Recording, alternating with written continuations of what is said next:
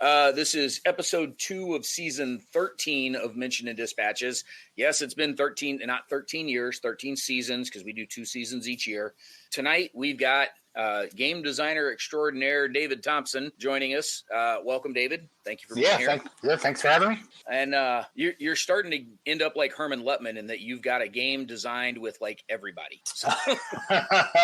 That's true. I mean, I love co-designing. That's one of the fun. I always say it's cliche, but like the saying, the best thing about whatever it is that you're talking about is the people, and that's true for our hobby for sure. And it's not just like playing and et cetera, et cetera. Like co-designing is it probably is my single favorite part. And it's certainly what I spend the most time in our hobby doing is co-designing games, way more time than playing or whatever. So, yeah. I was thinking less co-designing than, multiple publishers out there because you got. Well, yeah, I get around. Around, man. You're not a company man. You certainly have. No, I mean, I think that it just has to do with, because I do quite a few different types of games, they're just better fits for different publishers. And I think it's good to have, different options available to you. Yeah, absolutely. So, and although I know where everything lands, I'm not telling you tonight because we haven't released it publicly, but you do have a couple of your solo games show up in the top 25 again of the solo war and historical gaming countdown that Liz and I are working on. So that's awesome. All the checks made it to the people. Then that's good. Yeah, so you're back in there's been some movement in it. By the time this podcast released, people will probably be able to see the video with me and Liz and whoever else she wrangled up to discuss this year's list. Again, we're going to make this an annual thing. Every summer we're going to do this. Part of what we want to see is like how things move from year to year. Yeah. So it's interesting to see all those changes. Well, and probably not the next one you do, but the one after that, Night Witches will be in it. So Liz will have to figure out how she's going to deal with talking about her own game. Yeah. Well, presumptuous of you to assume it's going to be in the top 25. Well, because Liz has worked on it. Yeah, I'm giving you a hard time, man. When are you guys supposed to release for that one?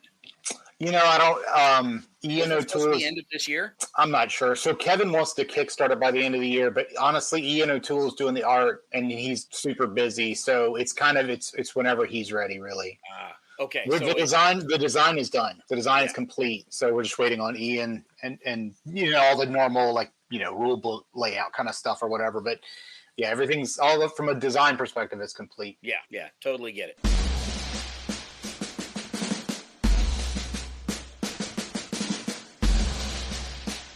That was not what we brought you here to talk about tonight.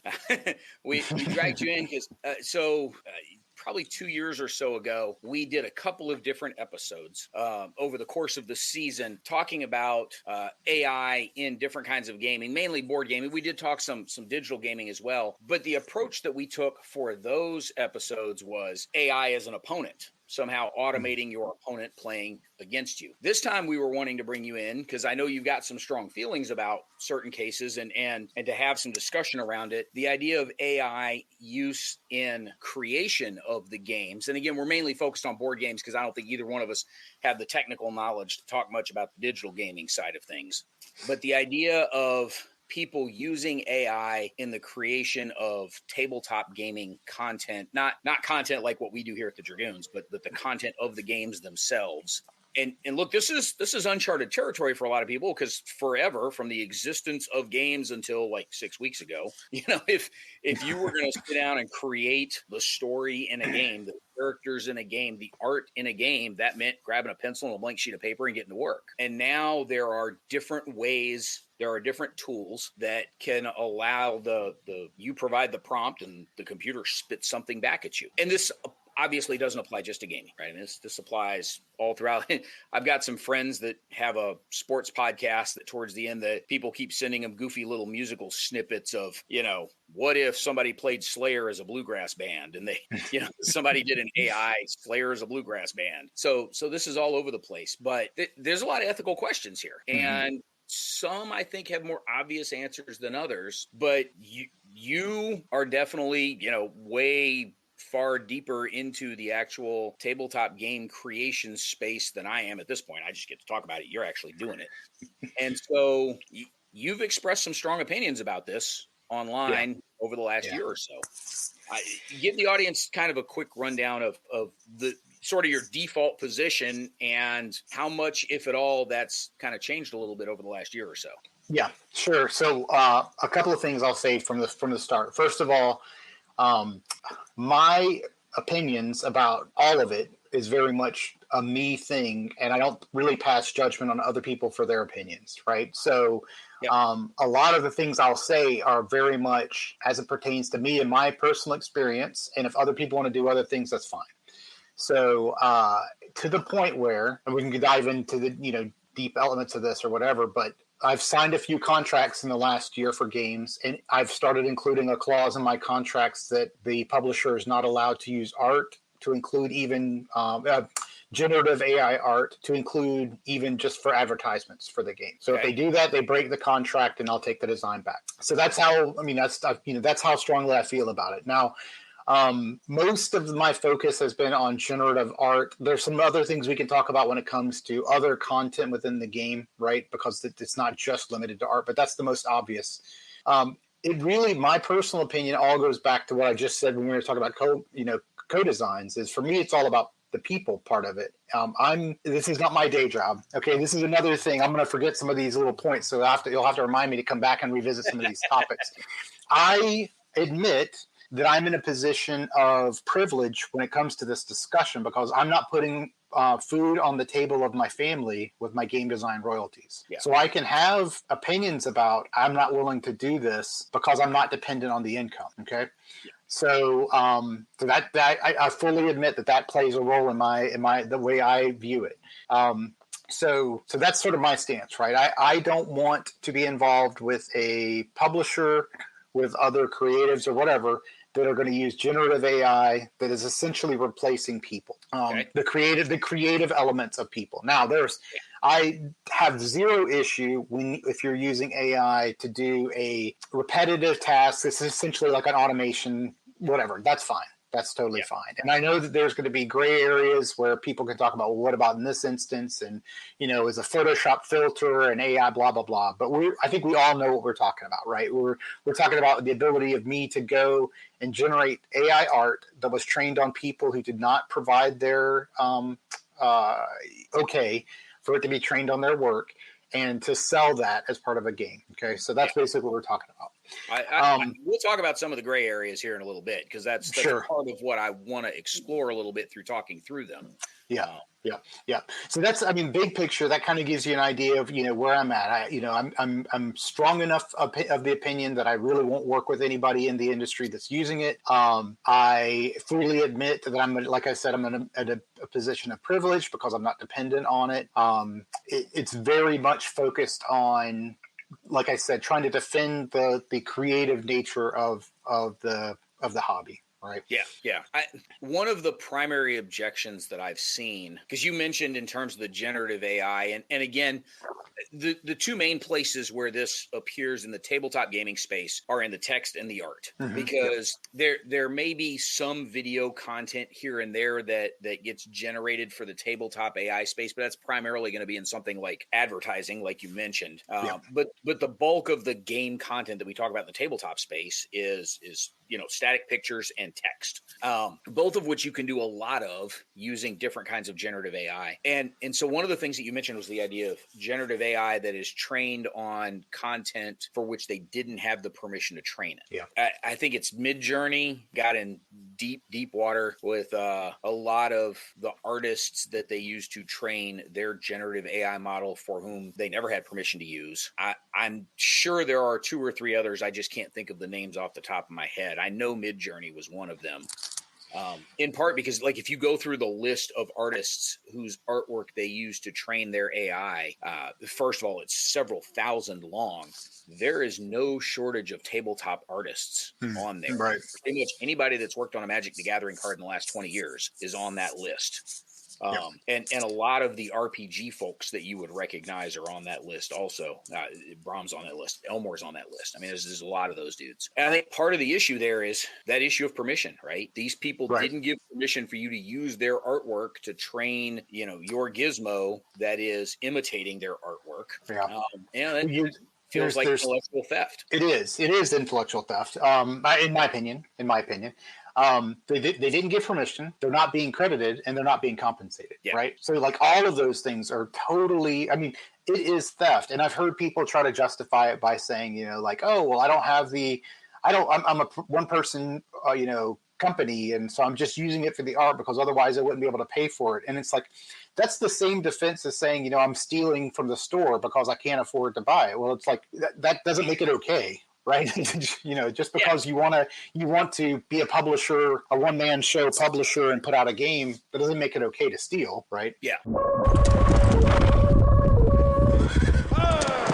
I'm going to throw a bunch of random stuff, and please don't take this as, we're trying to interrogate you or, pin you down to something. I'm just kind of exploring some of the questions, and I'm hoping the audience chimes in the comments on this as well. Obviously, it won't be in real time, but I'm hoping to generate some discussion around this wherever folks choose to respond to this, either directly on the episode or in our forums or on the Twitter post where we share this, whatever it might be.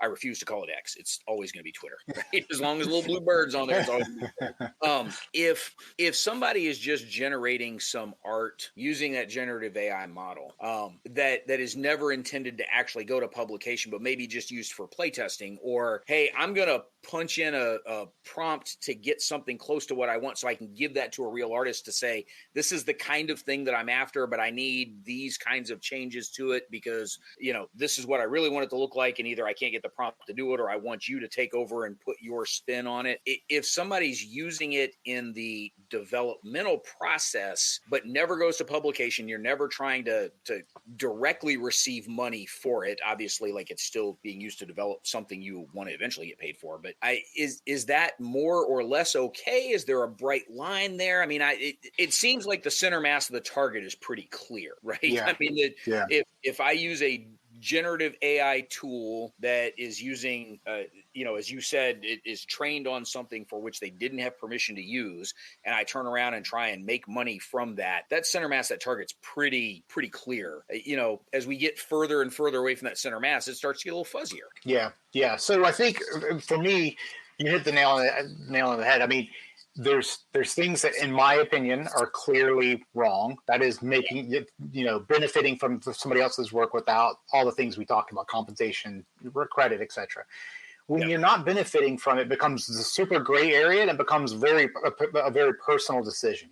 Now, for years, forever, since people have been making prototypes of games, people have been, whatever word you want to use, borrowing other art, published art, right? So you would say, hey, I'm making a fantasy game and it's a dungeon crawler, and I'm gonna use this whatever art from D&D or whatever it is to help convey my message. We could debate whether that's smart or not from a whole series of discussions about not having anything to do with AI art and doing things like biasing the artists and all of those other things. That's a whole separate discussion. But I think AI art, using AI art in that realm, just becomes a purely personal preference. I think then it goes into whole others discussions about whether you should be doing that because of, like I said, introducing bias with the artist, etc. So that area, I don't really see a huge difference between using AI art versus just borrowing other published art for the purpose of the prototype. Yeah, I remember reading something very early on when Magic the Gathering was first becoming a thing. They were talking about some of the early playtest sets that they had developed, and one of the inside jokes that they'd had forever that the development team thought was really funny was before they had artwork on all of the different cards, as you said, they were just, copying and pasting stuff from somewhere just to illustrate a card as a placeholder. And I remember them talking about the card, the enchantment for Berserk, right? It gave you a bonus for attacking but a penalty for defending because you were just going all out on the attack. And the image on there was John Travolta dancing from Saturday Night. That's awesome. That's great. Which I found fairly amusing. Yeah. I mean, it's just you have to. Like I said, there's a lot of pros and cons. We could talk about forever about the benefit and the drawbacks of using any kind of published art, AI art, whatever, for a prototype. But that is a huge tangent away from away from prototype. Or Well, from I mean, that AI. is kind of where we are in terms of, we've got 90 minutes to work on this. as we I pound mean, through this.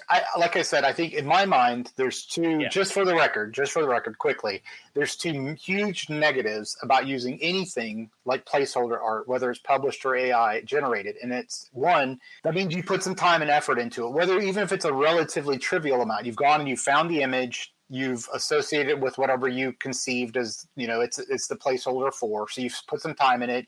You've done at least some amount of layout work to put in your prototype stuff. You've printed it out, probably. Maybe you've made a digital version of it. So all of that goes into the and this is very common. People have heard, that listen to this have heard this 1,000 times. The more work you put into a prototype, the less likely you are to want to change it. Yeah. That is human nature, right? So if I put a bunch of work into it and I go to a play test and people give me some negative feedback about it, I might be, even subconsciously, I might be resistant to changing that prototype. So that's one thing to consider.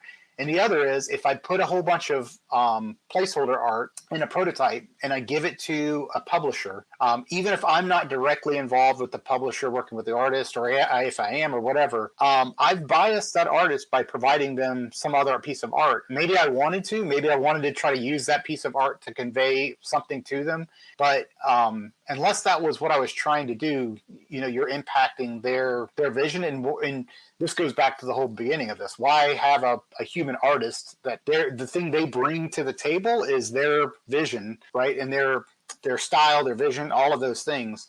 And you're potentially sacrificing that by biasing them, by introducing this, whatever this placeholder art is. So, and that's one thing eventually AIR will get so good that this won't be the case. But for now, we can all see generative AI art and very quickly recognize it because of the sort of common look that it has.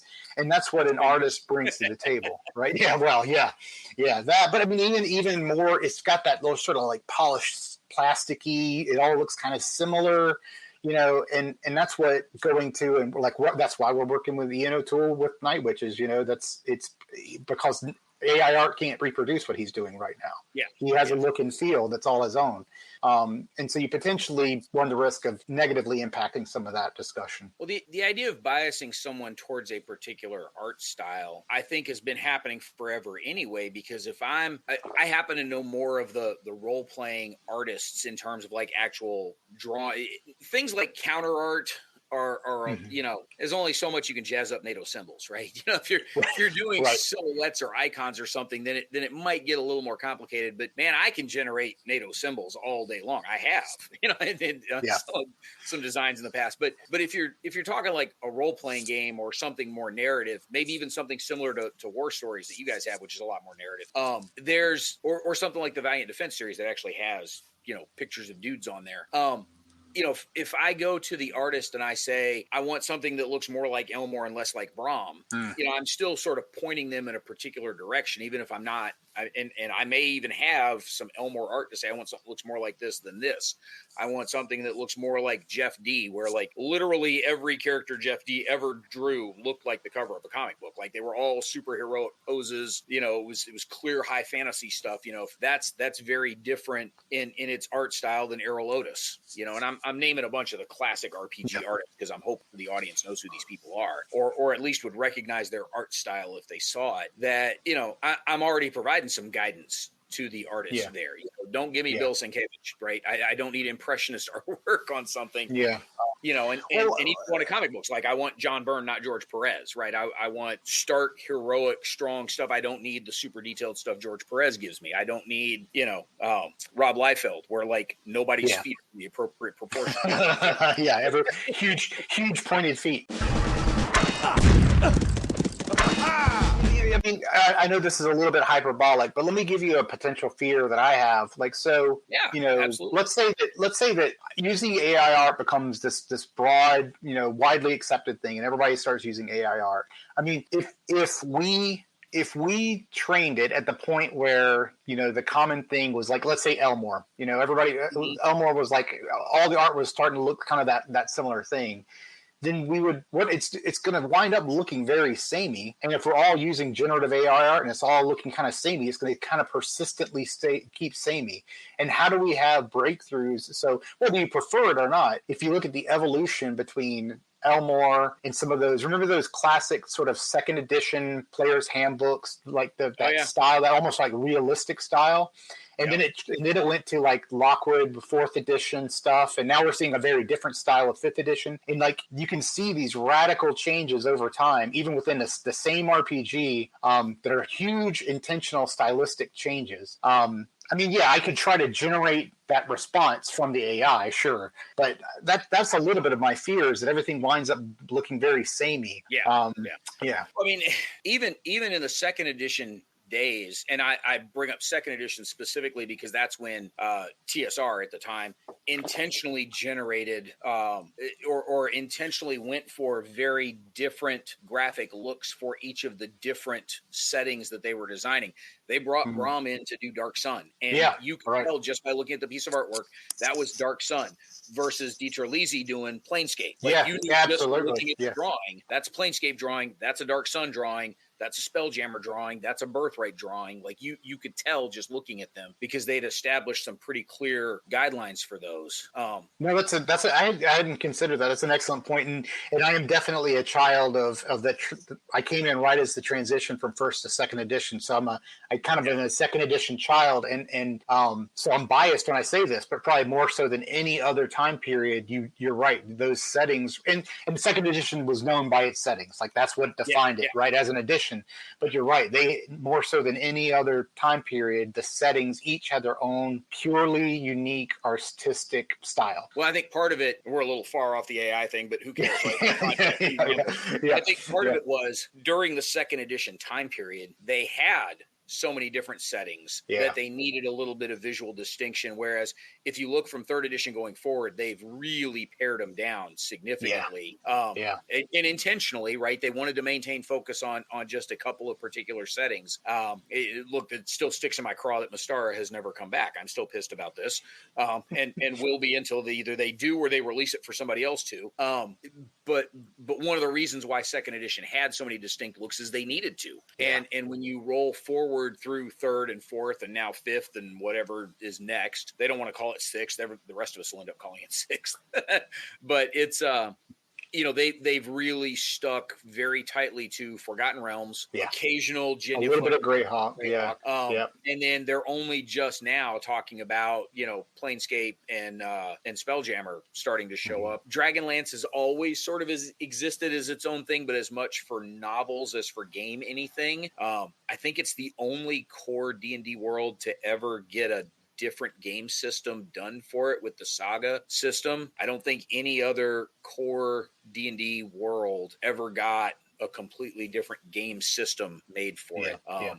I'm willing to be wrong. If I'm wrong, somebody correct me, please. But these days you don't have that as much. And certain lines within wargaming, you do kind of see that. Like OCS, you can tell from the graphic components of the war games, these are all OCS graphics. To an extent, your Valiant Defense series, right? You can tell looking at them, this is the Valiant Defense series. There's kind of a specific look and feel to them that has developed over time. Yeah, and that's absolutely. I mean, if you think of this is way outside of the historical and war game, but think of some of the companies like Queen Games that you can see a Queen game from 3 miles away, right?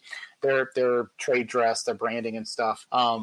And it's interesting. I mean, bringing it back to the AI discussion, I know that people that are really into generative AI can tell me I'm totally wrong. But if you and I set out to reproduce second edition AD&D with all those different settings, and we were trying to rely on generative AI to consistently reproduce all those different styles and be consistent, I just think that's really hard. I think when you're trying to generate these consistent, different but consistent within those different styles, I think it becomes a challenge, and you're spending so much time trying to trick the system into generating what you think you want, rather than actually having a human that's capable of this this unique talent and skill. Yeah.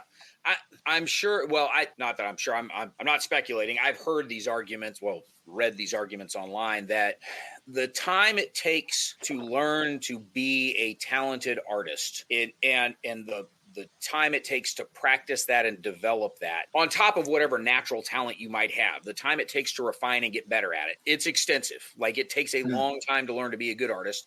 And part of what you're paying the artist for is not just the output, but the knowledge that enables them to do it in a reasonable amount of time with an appropriate level of professionalism, et cetera, et cetera. But the time that it would take to learn to create the appropriate level of detail and specificity of those prompts, it's almost a different way to write code. It's just your output instead of a piece of software is an image. That is a lot of time, a lot of energy invested in learning how to write and craft and appropriately express what it is you're asking the computer to spit out at you. And is that any less valid level of effort than it is in sitting down with, a box of pencils and a pad of blank paper and practicing drawing over and over? It's still a level of effort trying to master a skill. Yeah, I think that's a fair argument. I will say, again, the problem is what you're spending your time to do is still built on the back of others, right? Like as we've discussed. But I will say that for people that are interested, there's a designer / publisher game company owner. His name is Justin Gary. He owns the company that makes Ascension. I forget the name of the company right now, but he has a podcast called Think Like a Game Designer. It's a good podcast. He has explored the topic of AI quite a bit in his podcast, and recently had an expert on. They were talking quite a bit, and I think Justin makes a good point where he talks about in the near term, so in the next few years, generative AI will never be able to achieve the same level of quality as the experts in the field, right? So if you have an expert artist, generative AI is not going to reach their level. The people that it really affects are people that are kind of good, right? So like people that are somewhat talented artists are the ones that are really kind of disrupted, because those are the people that it can reach their quality. So you and I don't know, I won't speak for you. I have no artistic skills, but I can jump on AI and I can generate some art, and my art is pretty good because it's not my art, it's just my prompts. And those are the people that are really affected, the people that have some training, limited training, some limited whatever innate skill. Those are the people in the next few years that are really disproportionately affected by it. So right now, if you're an expert in your craft, you're not really immediately threatened, but who knows what the mid to long term will hold. Yeah. Ascension is credited to a couple of publishers in BGG, probably because of translations and localizations, but Stoneblade and Arclight are the two that jump out as. Yeah. Stoneblade Entertainment. I think that's right. Yeah.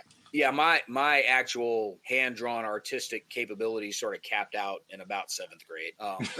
Yeah. It's enough that I could do a rough sketch of a couple of bodies in a rough pose with kind of the scene around them that I would want to set, to hand to an artist and say, make the, I need this kind of scene facing this direction, make it look like an actual artist drew it, not a 7th grader. Yeah. Same here.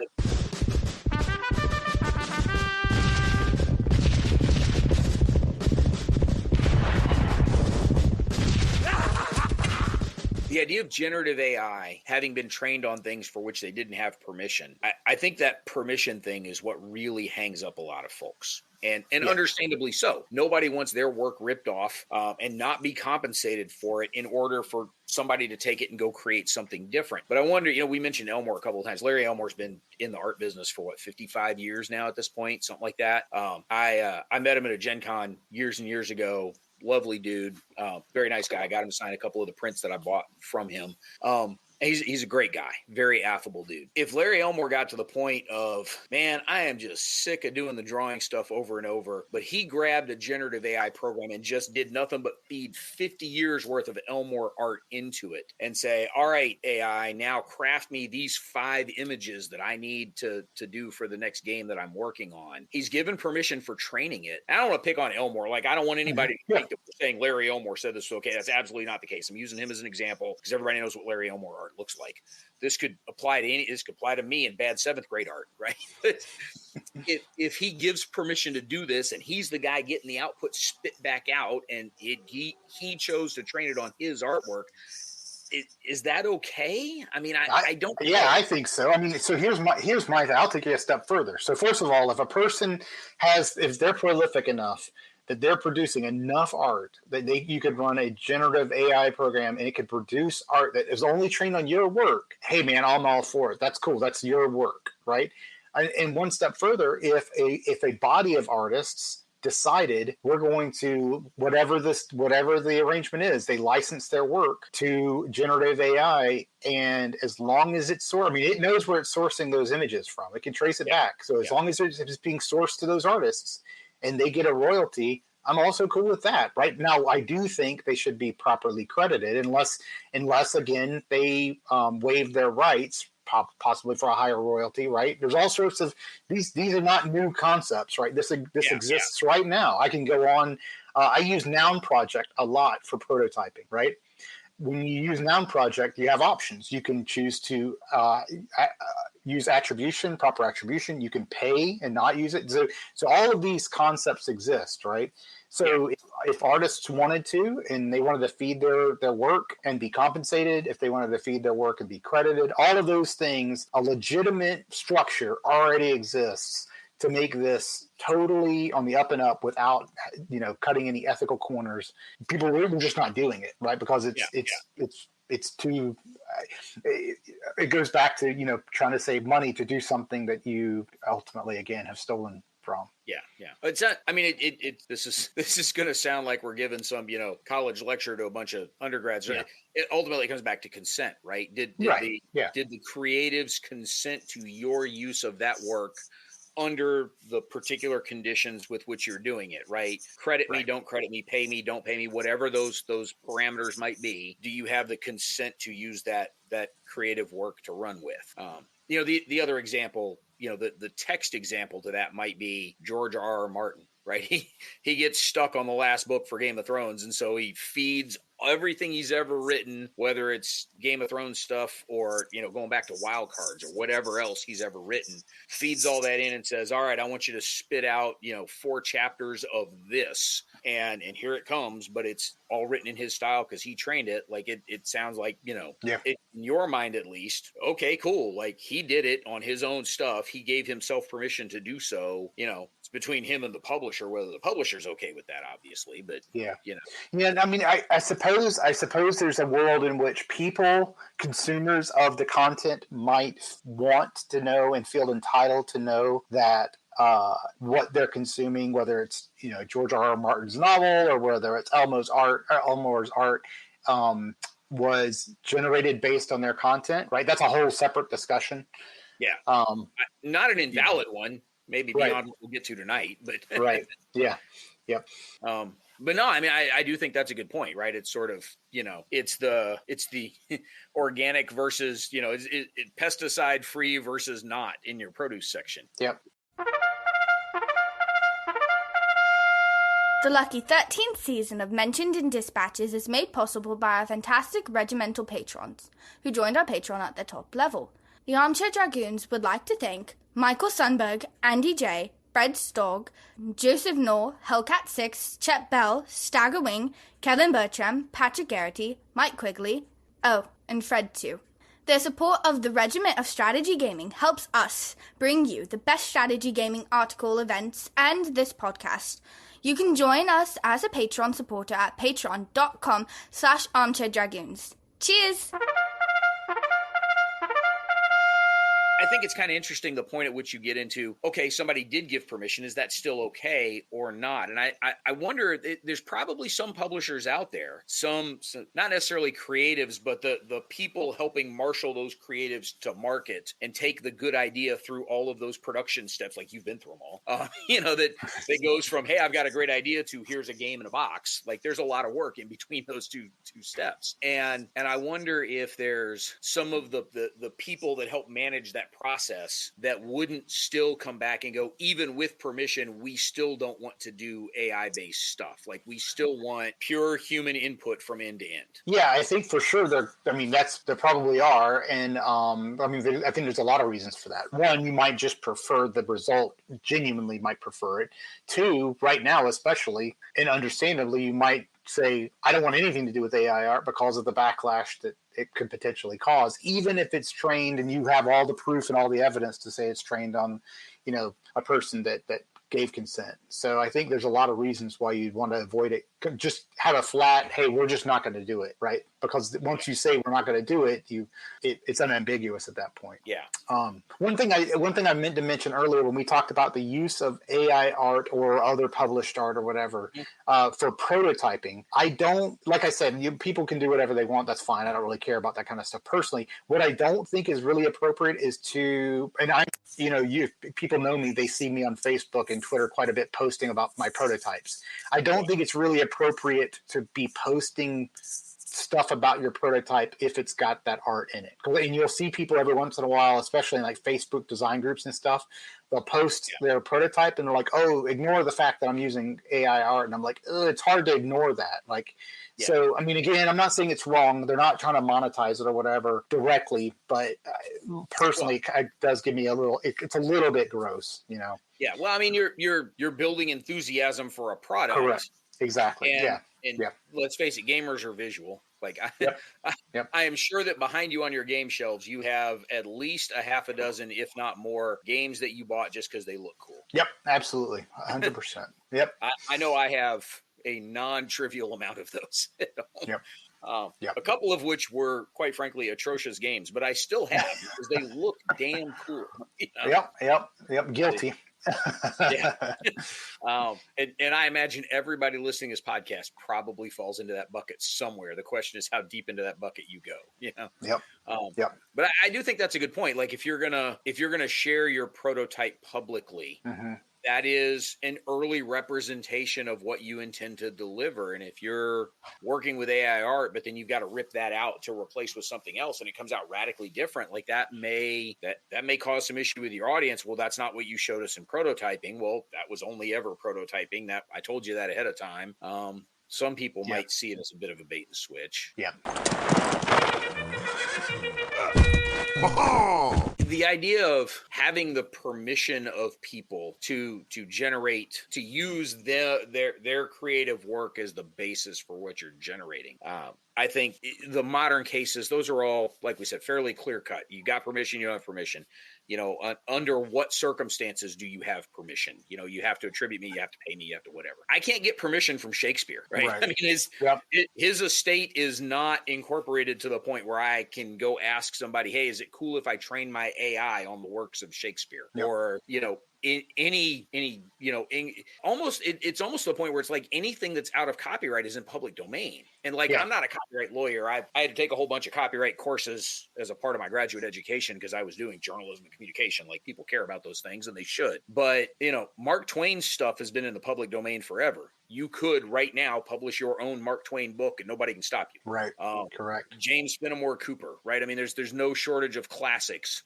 You can publish your own copy of Ivanhoe. If I go and train an AI on a whole bunch of these classics, if I feed the Bible into it and I say, spit out, 17 verses that sound like the Bible for me to use as this faux religious text and something that I'm designing, there's nowhere that I can go get permission. Right. Is that just an issue of disclosing to your audience? I think for me, I mean, so obviously it's one step removed. You're not stealing from a living person, right? So that's good.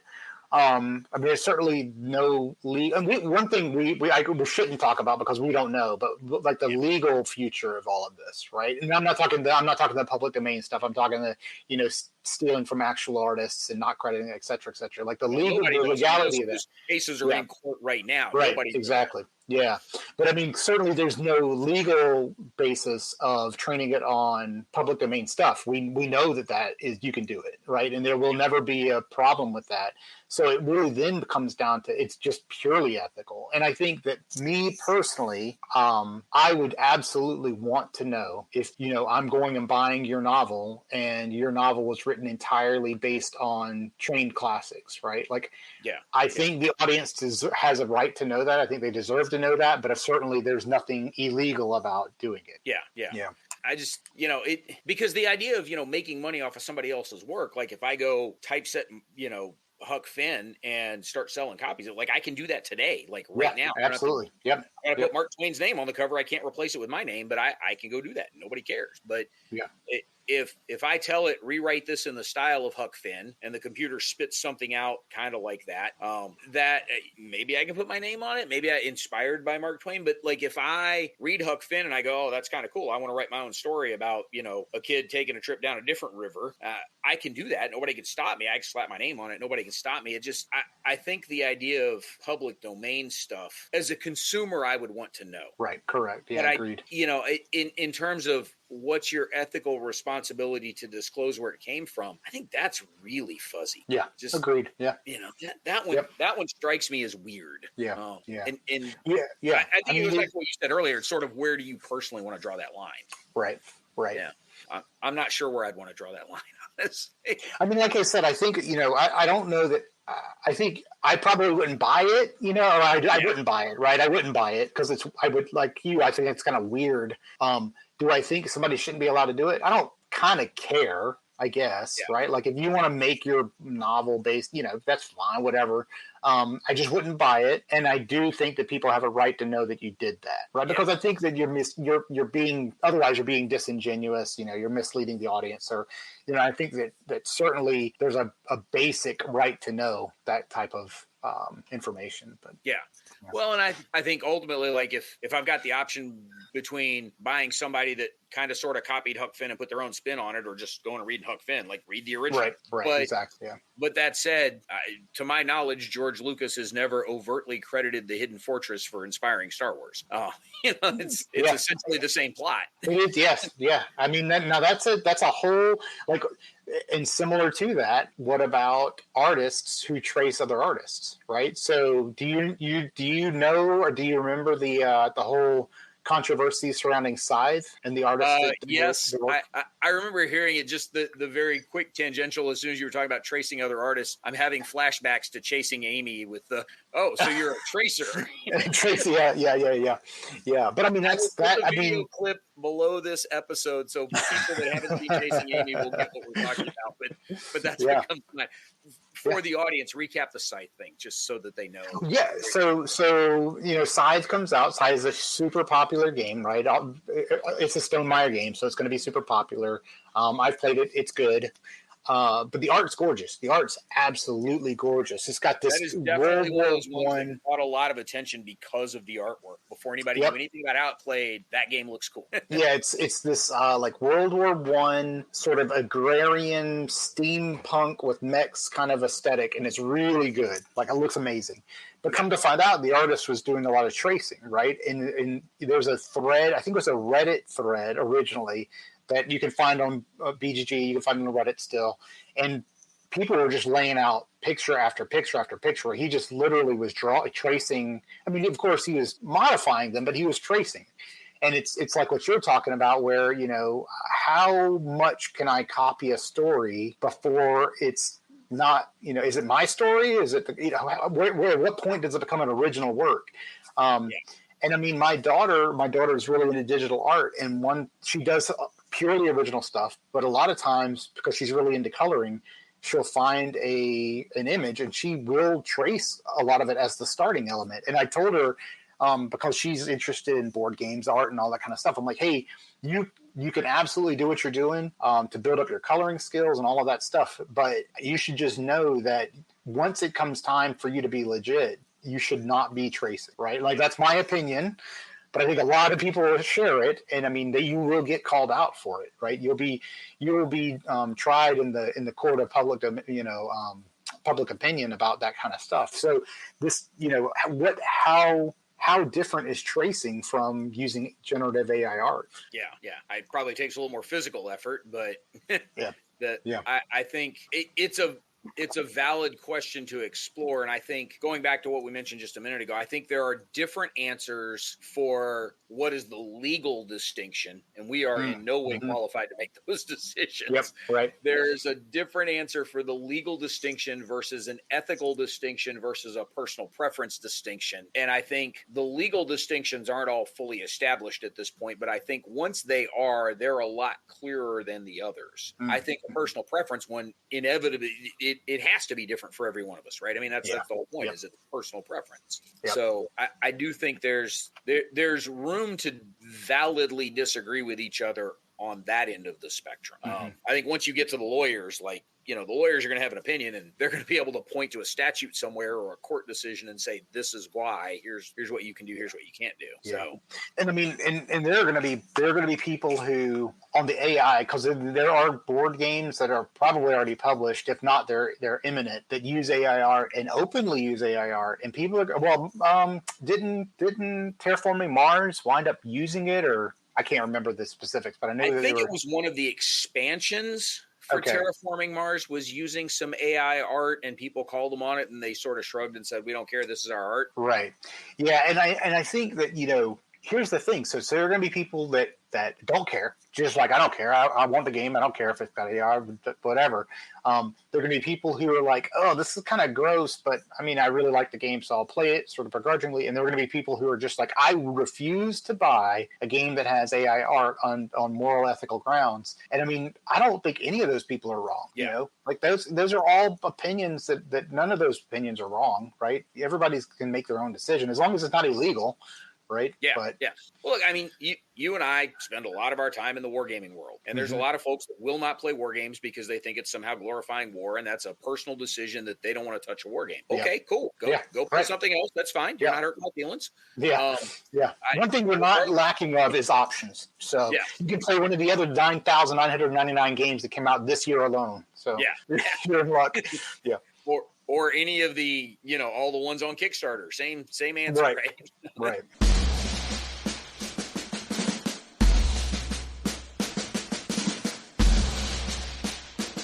In terms of the creative process, the other use case that I kind of thought of in my head that I wanted to throw out and see what you thought of it. We talked about sort of prototype art or playtest art, or using something as a guideline for an artist. You mentioned earlier the idea that you might be biasing the artist towards a particular thing if you provide it with the prototype art. There may be cases where you're intentionally wanting to bias the artist to say, I want it to look like this. Here, use this, make it your own, but this is the style I'm going for. That might happen anyway. The idea that you could, I'm designing a superhero game, right? Hey, Chat GPT, whatever, OpenAI, generate a list of 25 superpowers so that I have a starting point for brainstorming some of the powers that I want to include in the book. And I'm not going to just like copy and paste those straight into the book, but maybe I'm using that to generate things.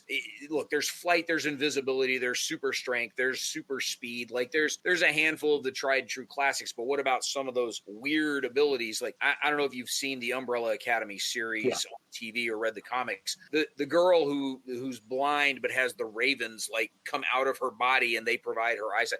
Man, that ain't something I would have ever remotely conceived of. No. I think it's kind of cool. Yeah. Using something like an AI to help generate options in brainstorming that, again, you're not cutting and pasting. You're going to end up probably reject half of them, but you're going to end up rewriting a whole bunch of this stuff anyway. Is that something that you would want disclosed? Is that something you would just, you personally would never do or have no problem doing, or don't care if somebody else does, or it's sort of, I don't know, so therefore I don't know what's happening and I don't care, what do you think on those?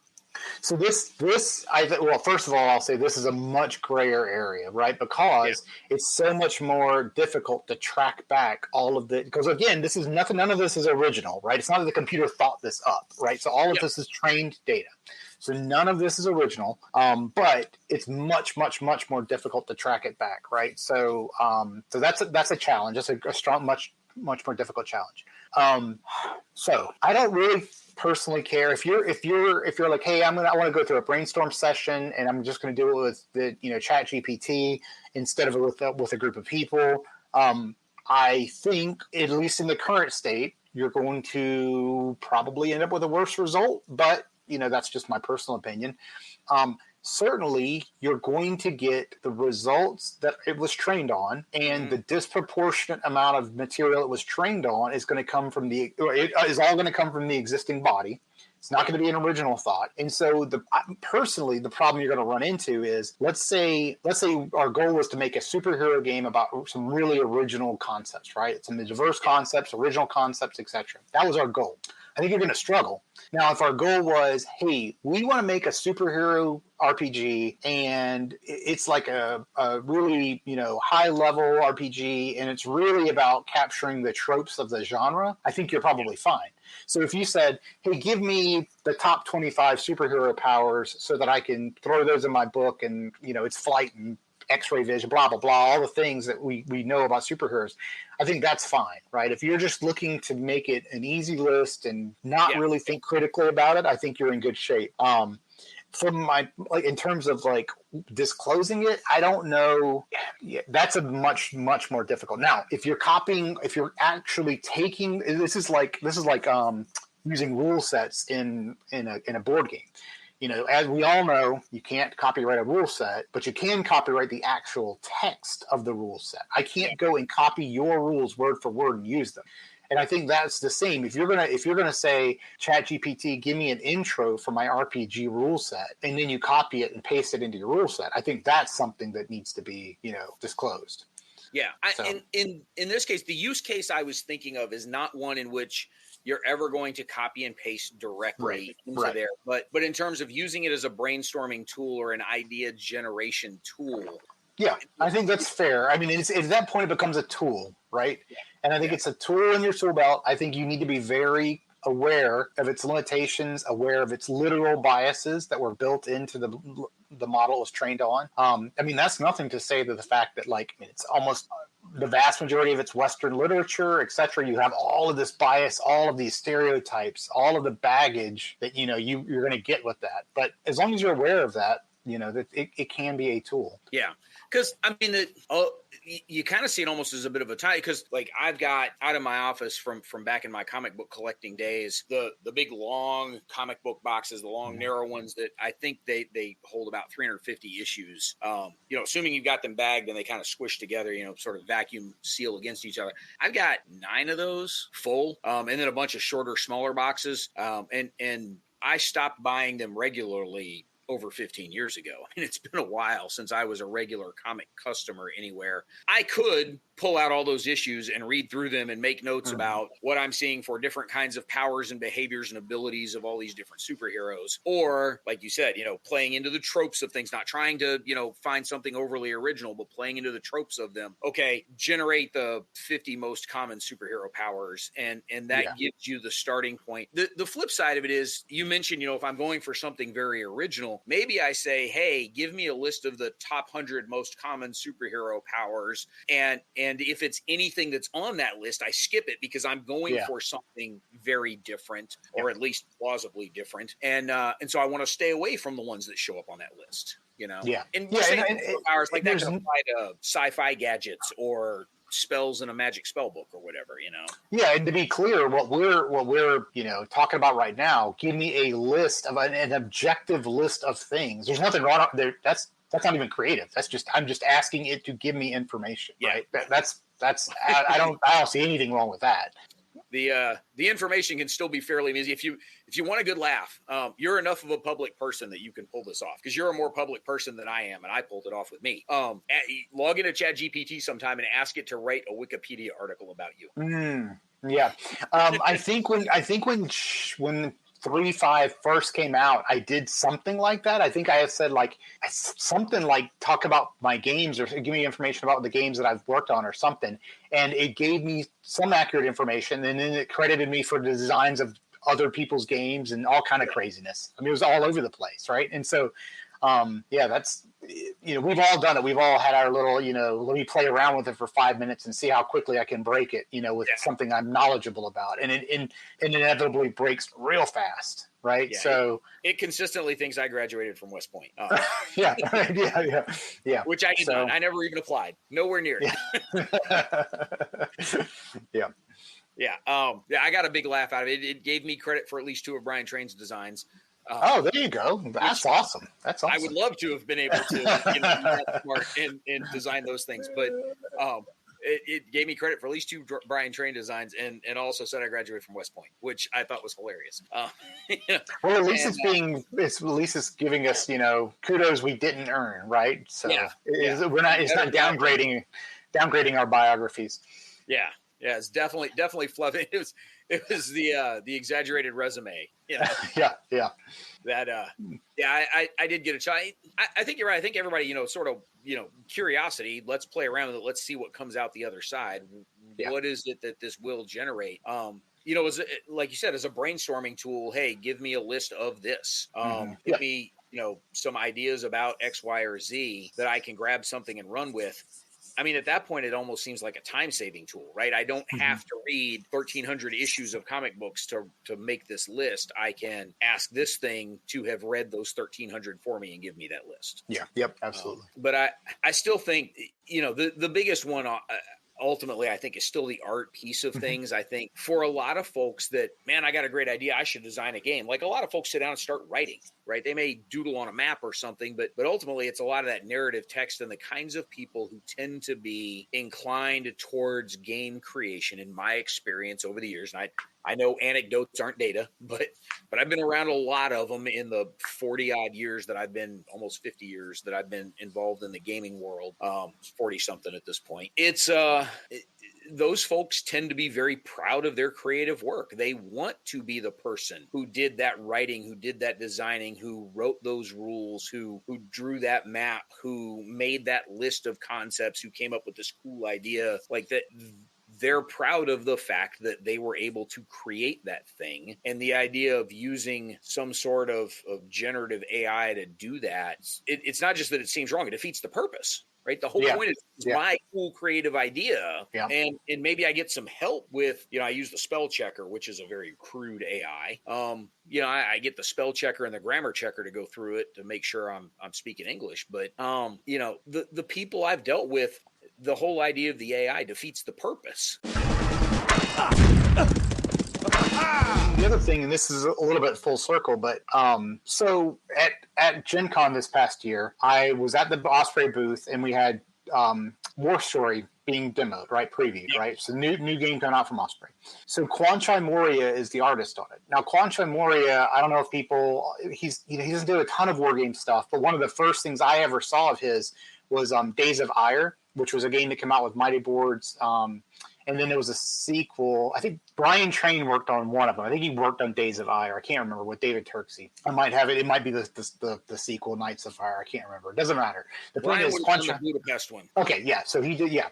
So anyway, Kwanchai Moria is the artist. Now, I love his work. Absolutely adore his work. Well, he was the artist for War Story, and so I get to meet him at Gen Con for the first time. We had never met in person before. And it was amazing, and it's like him, Kwanchai, myself, Dave Neal, who was the other co-designer, and the Osprey team all came together and worked on this, and the graphic design, Gareth.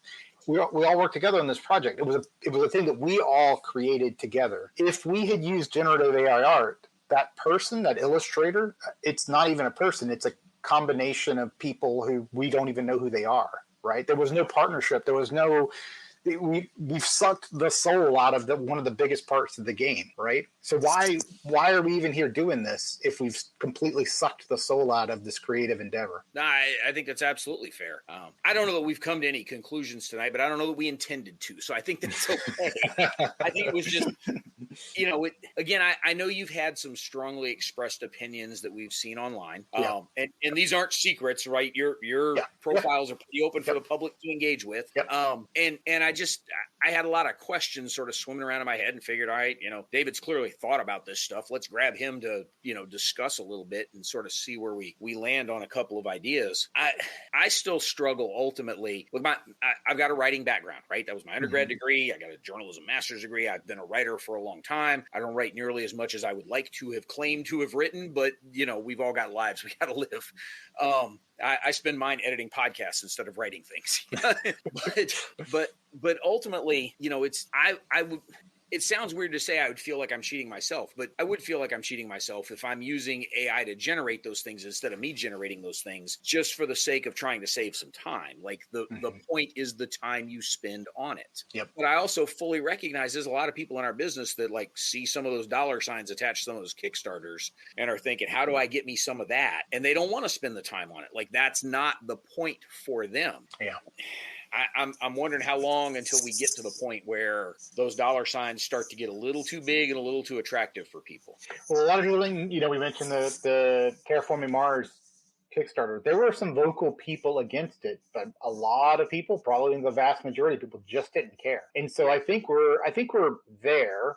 I think the majority of people just don't care, right? They don't even probably know about it, right?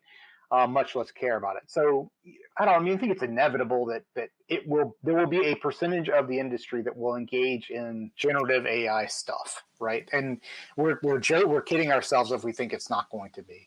But I think each person can make a decision.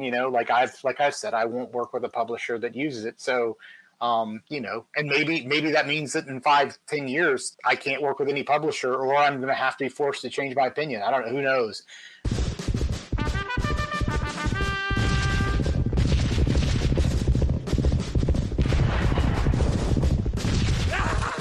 There's some folks that are already using generative AI art, even in the wargaming space, on actual published commercial works. I mean, so there are folks out there doing it now. I'm not naming folks with the intent of shaming them or not. Yeah. Yep. People, it wouldn't be hard to figure out who they are. I have played around with a little bit of AI artwork myself just to see what it could do. Like, really, does this thing really create all of this? I've seen where somebody like Pac Sims has used occasional AI art and credited the AI as a part of, like a splash graphic at the top of an article. The folks that see me on Discord, the little Muppet critter that I've got on there, that's my avatar on there, was an AI piece. I was just, hey, generate a Muppet that does this. And it was kind of funny. I was like, that's kind of funny. I'm going to hang on to that, but I'm not making any money off of it either. Mm-hmm. Right.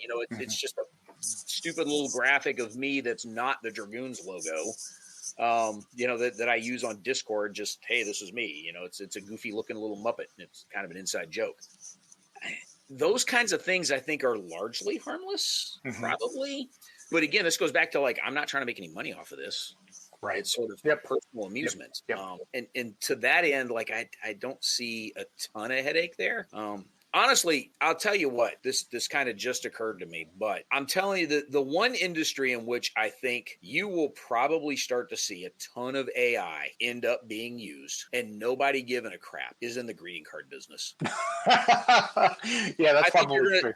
I mean, seriously, is the AI really going to write any worse of a little love sonnet than you see in half the Hallmark cards out there right now? Yeah. Is the butterfly landing on the dewy flower going to be any worse spitting out a Mid-Journey than it is out of whatever crap art they're currently using? Actually, you and I should quit this podcast right now and go start a brand new greeting card business, and we'll just use generative AI art and text for everything. So that's a brilliant idea. I'm telling you. I have no idea what greeting card writers or artists get paid. Maybe they're raking in the dough. I don't know. I hope not, at least on the writer side, because so much of that stuff is crap. But man, I could really see some greeting card company firing all their writers except for 2 college interns that they do nothing but spit out sappy love poems and sympathy poems for the next 20 years worth of greeting cards. Seriously, I could totally see that. That's awesome. Yeah.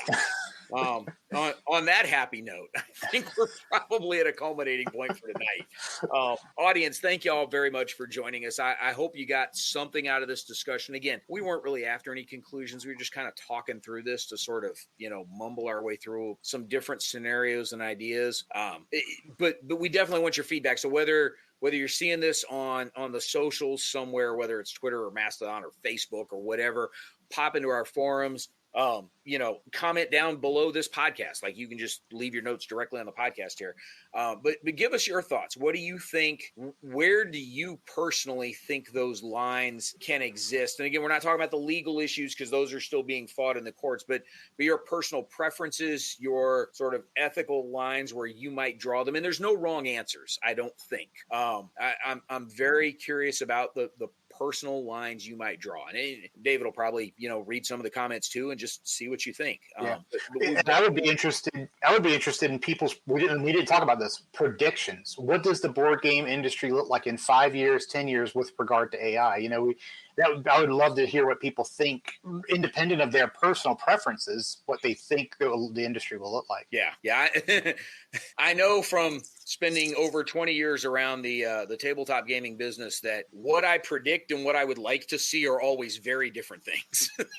Those tend to go in opposite directions. What I think is going to end up happening, which often does end up happening, versus what I would like to see happening, which very rarely does.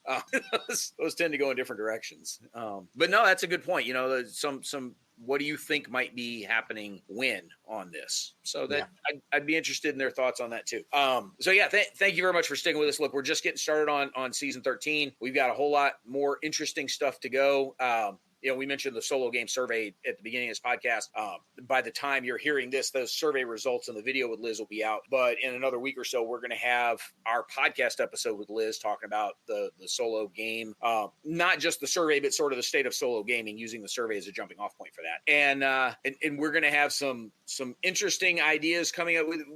We're trying to get to a couple of podcast topics we haven't talked about in the past. One of them that I'm interested in seeing what we come up with in the conversation is we're going to take a look at the worst of wargaming, right? The worst maps, the worst rules, the worst titles, the worst art, the worst whatever. We're going to talk about some of the stuff we just dread seeing in the wargaming world. So we tend to throw a lot of bouquets at people. We're going to throw a couple of skunks at folks and see, what are some things people dislike? So it'll be interesting to see where season 13 goes. We're trying to get out of some of our usual boxes and do some different stuff. David, I appreciate you being a part of that for this season. So thank you for being here. Thanks for having me. Seeing you at whatever game conventions we cross paths at down the line. Definitely BGF, maybe something else between here and there. One of these days I got to get you to come down to Fall Assembly. Not this year, but one of these years, give you enough advance warning. You can plan a family vacation for a different weekend. Yep. Yeah, that sounds good. And I'd love to. Cool. Audience, thanks for sticking with us. We appreciate it. We'll catch you next time on another episode of Mentioned in Dispatches.